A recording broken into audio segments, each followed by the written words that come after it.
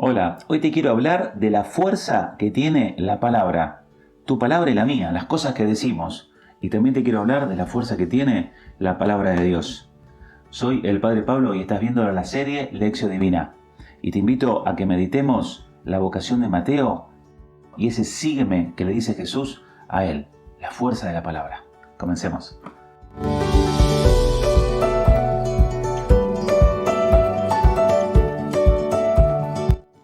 Al pasar, vio a Leví, hijo de Alfeo, sentado a la mesa de recaudación de impuestos, y le dijo: sígueme.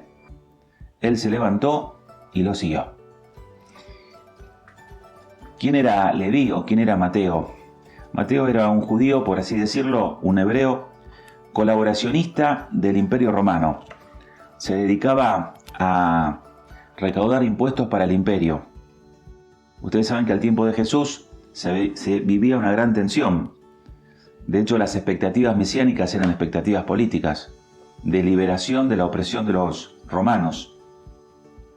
El pueblo hebreo esperaba recobrar su autonomía, llegar a ser una nación autónoma, pero se hallaba bajo el poder romano. Y Mateo era un hebreo que cobraba impuestos para el imperio. Así que era, como te decía, un colaboracionista, otros lo debían llamar un traidor. Lo cierto que era una persona apartada y despreciada por su propio pueblo. Y dice la palabra de Dios que estaba a la mesa de recaudación de impuestos. Pasó Jesús y le dijo una palabra, sígueme. Él se levantó y lo siguió. Dos reflexiones en torno a este suceso. El primero, la fuerza de la palabra. Cómo la palabra, tu palabra, mi palabra y sobre todo la palabra de Dios tienen esa fuerza de convertir, de transformar los corazones. Una buena palabra puede transformar una realidad en algo buena. Una mala palabra puede transformar una realidad en algo malo. Por eso tenemos que ser muy cuidadosos con nuestras palabras. Generalmente cuando éramos chicos, yo hablo de mí, no hablo de vos, pero personalmente una de mis confesiones recurrentes, ¿cuál era? Dije malas palabras. Y está bueno que desde chiquito nos acostumbremos a confesar las malas palabras. Porque la palabra tiene una fuerza, y si es mala, tiene una fuerza mala. Pensá que Dios con la palabra creó. Dijo Dios y se hizo. Dijo Dios que haya un firmamento y se hizo un firmamento. Dijo Dios que existan árboles de distintas especies y existieron árboles de distintas especies. La palabra tiene fuerza y nosotros participamos con nuestra palabra de la palabra de Dios, que es creadora, que tiene esa fuerza transformadora. Por eso, atención con nuestras palabras. Que nuestras palabras sean palabras de bendición, porque así como una mala palabra causa mal, una buena palabra causa bien. Ayer corregí a una persona, que evidentemente la pude corregir porque la quiero mucho, que decía, era una niñita, ¿verdad?, que decía: ¡ay, qué tonta que soy! Y yo le dije: mirá, no digas así. Porque lo que uno dice de sí mismo, después lo termina haciendo. Ni vos ni yo podemos autodescalificarnos. ¿Sabes por qué? Porque somos hijos e hijas de Dios.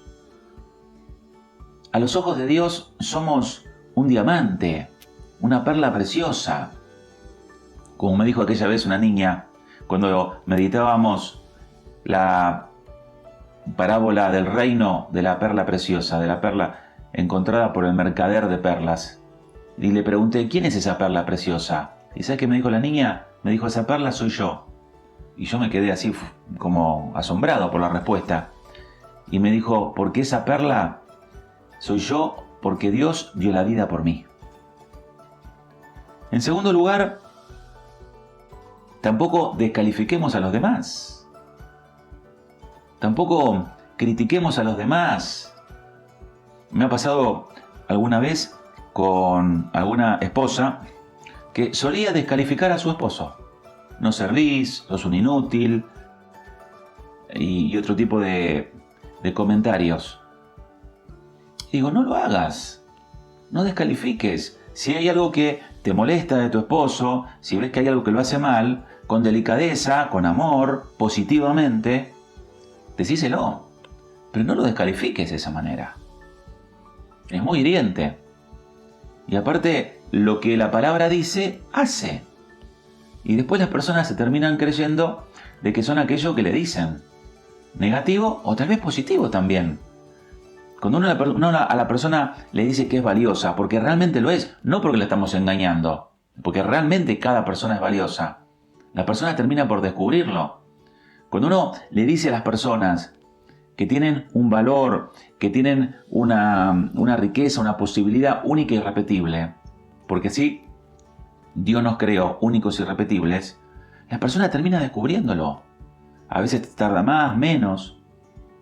Pero el poder de las palabras, las críticas, las difamaciones, las calumnias, qué daño que hacen.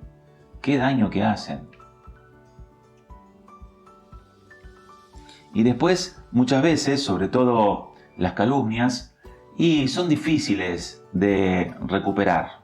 Ya cuando la persona fue calificada de una determinada manera, y ni que hablar si eso sí está en la opinión pública, como le pasó acá a un sacerdote que fue acusado de un montón de cosas y al final se comprobó de que eran todas calumnias. Pero ¿qué le quedó? ¿Cómo quedó ese sacerdote ante la opinión pública? Culpable. Y también le pasó a un obispo que en su momento fue profesor mío en el seminario, un sacerdote excelente, un hombre de Dios. También una calumnia, un juicio, una demanda. Después se comprobó que era todo una farsa para sacar dinero. ¿Qué quedó en la opinión pública? La demanda. No quedó que la persona era inocente. Tengamos cuidado con nuestras palabras negativas, pero también recordemos que nuestras palabras positivas hacen mucho bien. Alentemos. Hace mucho más una palabra positiva que 2 millones de palabras negativas. Vas a lograr más con un aliciente que con 10.000 críticas. Después dice el Evangelio también, dice acá, que les dijo, sígueme. Y fue Jesús que le dijo, sígueme. Es decir, la palabra con mayúscula, es decir, Cristo. Cristo palabra le dijo, sígueme. Y acá me venía una pregunta, una interrogante. ¿Vos y yo seguimos a Jesús? ¿Seguimos la palabra? ¿Nuestra vida es realmente un seguimiento de la palabra? ¿Cómo es tu meditación de la palabra de Dios? ¿Y qué capacidad transformadora tiene esta palabra en tu vida, en mi vida? ¿Realmente nos estamos enamorando de la palabra de Dios? ¿De esa palabra que nos llama? ¿Por qué? Porque como ya te dije varias veces, esto no es un libro, es alguien. Por eso uno lo trata con reverencia, por eso lo tengo con una tapa de cuero, por eso nunca le pongo cosas arriba, como si fuese, ni tampoco lo uso de pisapapeles. Trato de tenerla siempre en un lugar de respeto. En esta pandemia le agradezco tanto a Dios porque me permitió un encuentro con la palabra hermosísimo, como nunca tuve en mi vida. Gracias, Señor. Y ojalá que para vos también esta pandemia te sirva para reencontrarte o encontrarte por primera vez con Jesús palabra, para desentrañar los secretos, los misterios, la fuerza que tiene esta palabra. Porque la palabra tiene capacidad de endulzar nuestra vida, tiene la capacidad de traspasar nuestro corazón, tiene la capacidad de purificar nuestras culpas. La palabra de Dios tiene una fuerza increíble.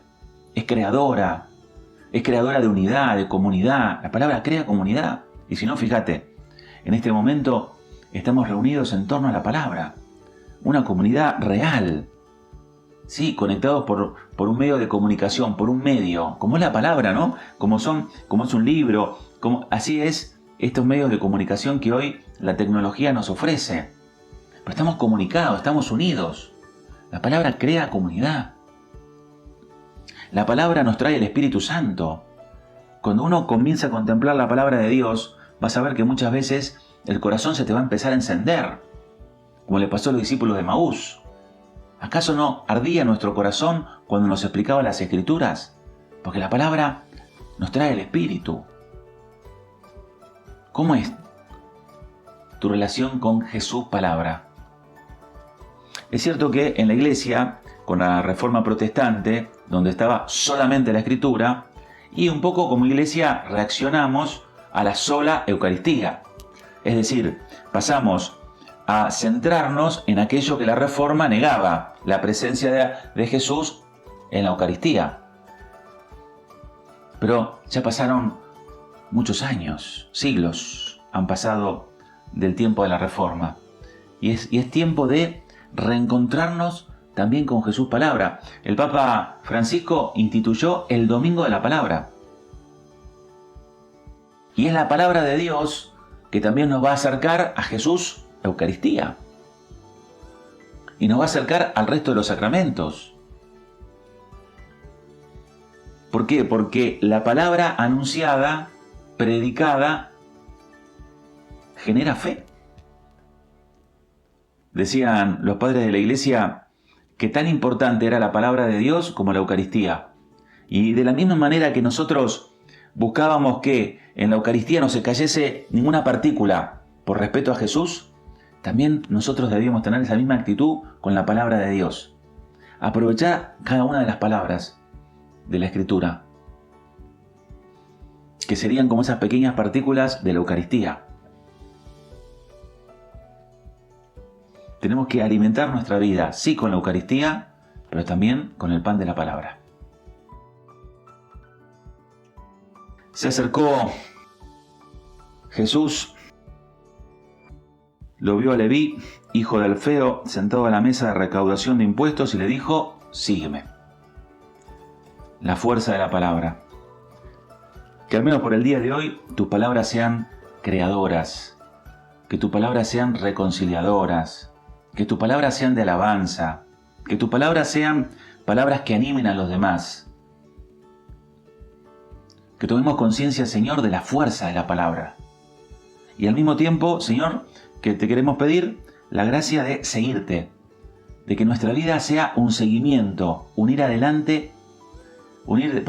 detrás, o unir hacia adelante en la vida, pero alimentándonos de la palabra, de tu palabra, de la palabra de Dios, de la Escritura, también de la Eucaristía, pero también de la Escritura. Amén.